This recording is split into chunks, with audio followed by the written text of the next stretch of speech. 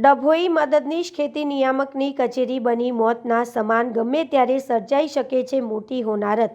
ડભોઈ ગુજરાત સરકાર એક તરફ ડિજિટલ ઇન્ડિયા અને આધુનિક કચેરીઓના દાવા કરી રહી છે, જ્યારે બીજી તરફ ડભોઈની મદદનીશ ખેતી નિયામકની કચેરી તંત્રની ઘોર બેદરકારીનો નમૂનો બની રહી છે।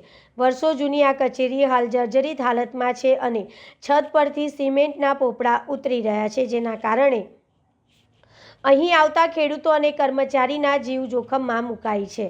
4 તાલુકાનું કેન્દ્ર છતાં હાલત કંગાલ।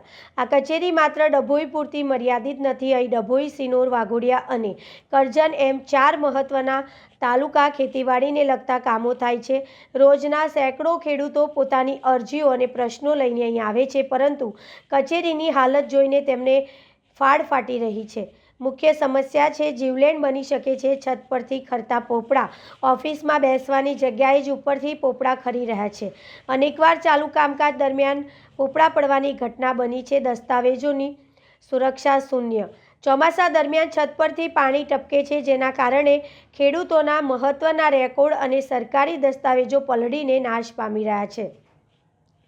કચેરી કંડમ જાહેર। સ્થાનિક સ્તરે આખી ઇમારત કંડમ વપરાશ માટે અયોગ્ય માનવામાં આવે છે, છતાં પણ અહીં જીવના જોખમે વહીવટી કામ ચલાવવામાં આવી રહ્યું છે। રજૂઆતો છતાં તંત્ર ઘોર નિંદ્રામાં। મળતી માહિતી મુજબ આ કચેરીને નવી બનાવવા માટે અને રિપેરિંગ માટે અધિકારીઓ દ્વારા અનેકવાર લેખિતમાં રજૂઆતો કરવામાં આવી છે।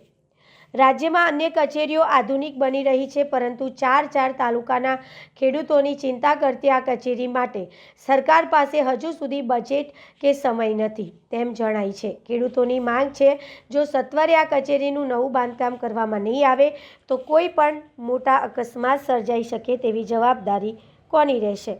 સરકાર તાત્કાલિક નવી કચેરી બનાવે તેવી અમારી માંગ છે।